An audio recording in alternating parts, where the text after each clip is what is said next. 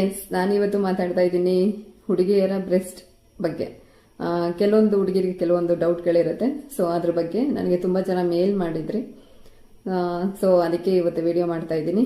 ಏನಪ್ಪ ಅದು ಡೌಟ್ಸ್ ಅಂತ ನೋಡ್ತಾ ಹೋಗೋಣ. ಬಟ್ ಅದಕ್ಕಿಂತ ಮುಂಚೆ ಇನ್ನು ಯಾರೆಲ್ಲ ನನ್ನ ಚಾನಲ್ನ ಸಬ್ಸ್ಕ್ರೈಬ್ ಮಾಡದೆ ನೋಡ್ತಿದ್ದೀರಿ, ದಯವಿಟ್ಟು ಸಬ್ಸ್ಕ್ರೈಬ್ ಮಾಡಿ. ಹಾಗೆ ಪಕ್ಕದಲ್ಲಿರುವಂತಹ ಬೆಲ್ ಐಕಾನ್ ಪ್ರೆಸ್ ಮಾಡೋದನ್ನು ಸಹ ಮರಿಬೇಡಿ ಅಂತ ಹೇಳ್ತಾ ವಿಡಿಯೋ ಸ್ಟಾರ್ಟ್ ಮಾಡೋಣ. ಎಸ್, ನಂಬರ್ 1 ಡೌಟ್ ಏನಪ್ಪ ಅದು ಅಂದರೆ ಬ್ರೆಸ್ಟ್ ಮೇಲೆ ಇರುವಂತಹ ಹೇರ್ಸ್, ಕೂದಲು. ಆಕ್ಚುಲಿ ನಮ್ಮ ಬಾಡಿಯಲ್ಲಿ ಎಲ್ಲ ಕಡೆನೂ ಪ್ರತಿಯೊಬ್ಬ ಮನುಷ್ಯನಿಗೂ ಫುಲ್ ಬಾಡಿ, ನಮ್ಮ ಕೈ ಅಥವಾ ಕಾಲು ಅಂದ್ರೆ ಅಂಡರ್ ಫೀಟ್ ಎರಡು ಬಿಟ್ಟು ಇನ್ನೆಲ್ಲ ಕಡೆನೂ ಹೇರ್ಸ್ ಇದ್ದೇ ಇರುತ್ತೆ. ಸೊ ಅದೇ ತರನು ಅಲ್ಲೂ ಹೇರ್ಸ್ ಎಲ್ಲರಿಗೂ ಇರುತ್ತೆ. ಸೊ ನೀವೊಬ್ಬರಿಗೆ ಅಂತ ಏನು ಕೊರ್ಗಕ್ಕೆ ಹೋಗ್ಬೇಡಿ. ನಿಮ್ಗೆ ಅದು ಇಷ್ಟ ಆಗ್ಲಿಲ್ಲ ಅಥವಾ ಅದೊಂಥರ ಮುಜುಗರ ಅನ್ಸುತ್ತೆ ಅನ್ನೋದಾದ್ರೆ ಟ್ರಿಮ್ಮರ್ ಇಂದ ಟ್ರಿಮ್ ಮಾಡ್ಕೊಳ್ಳಿ. ಬಟ್ ಯಾವುದೇ ಕಾರಣಕ್ಕೂ ವ್ಯಾಕ್ಸ್ ಮಾಡಕ್ ಹೋಗ್ಬೇಡಿ. ಯಾಕೆಂದ್ರೆ ತುಂಬಾ ಸೆನ್ಸಿಟಿವ್ ಜಾಗ ಅದಾಗಿರೋದ್ರಿಂದ ವ್ಯಾಕ್ಸ್ ಮಾಡಿದ್ರೆ ಸ್ಕಿನ್ ರ್ಯಾಷಸ್ ಆಗಿರ್ಬೋದು, ಇಲ್ಲ ಪೇನ್ ತುಂಬಾ ಬರೋದು ಆ ತರ ಆಗುತ್ತೆ. ದಯವಿಟ್ಟು ವ್ಯಾಕ್ಸ್ ಮಾಡಕ್ ಹೋಗ್ಬೇಡಿ, ಜಸ್ಟ್ ಟ್ರಿಮ್ ಮಾಡ್ಕೊಂಡ್ರೆ ಬ್ರೆಸ್ಟ್ ಅಲ್ಲಿ ಪೇನ್ ಬರುವಂತದ್ದು.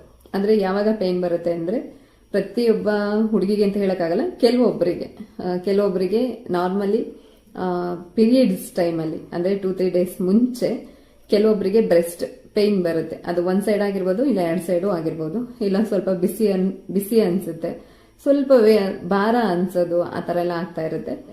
ಇನ್ ಕೇಸ್ ನಿಮಗೆ ತಡ್ಕೊಳಕ್ಕೆ ಆಗ್ತಾ ಇಲ್ಲ, ಅಷ್ಟೊಂದು ಪೇನ್ ಬರ್ತಿದೆ, ಇಲ್ಲ ಬ್ರೆಸ್ಟ್ ಅಲ್ಲಿ ಏನಾದ್ರು ಆ ಪೇನ್ ಇಂದ ನಿಪಲ್ ಅಲ್ಲಿ ಹೊರಗಡೆ ಏನಾದ್ರು ಕೀವು ಅಥವಾ ರಕ್ತ ಟೈಪ್ ಬರ್ತಿದೆ ಅಂದ್ರೆ ದಯವಿಟ್ಟು ತಡ ಮಾಡದೆ ನಿಮ್ಮ ಡಾಕ್ಟರ್ ಇಲ್ಲ ಗೈನಕಾಲಜಿಸ್ಟ್ ನ ಕನ್ಸಲ್ಟ್ ಮಾಡಿ.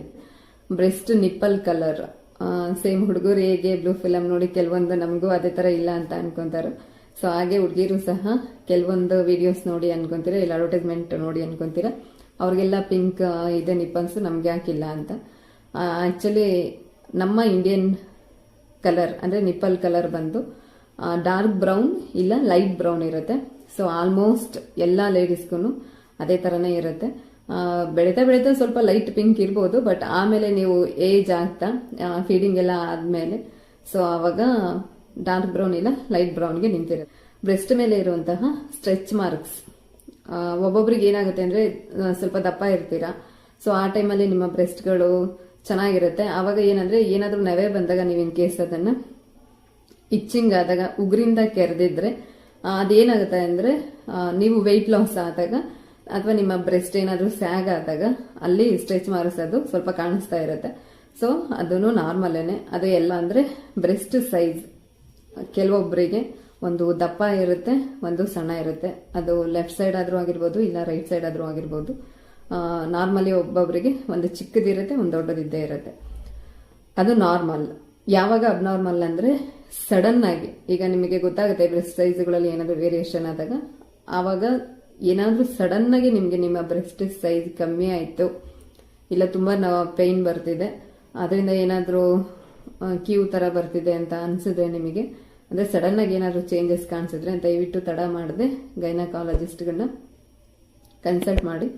ಸೊ ಇಷ್ಟು ನಿಮ್ಮ ಡೌಟ್ಗಳಿಗೆ ಆನ್ಸರ್ ಸಿಕ್ತು ಅಂತ ಅನ್ಕೋತೀನಿ.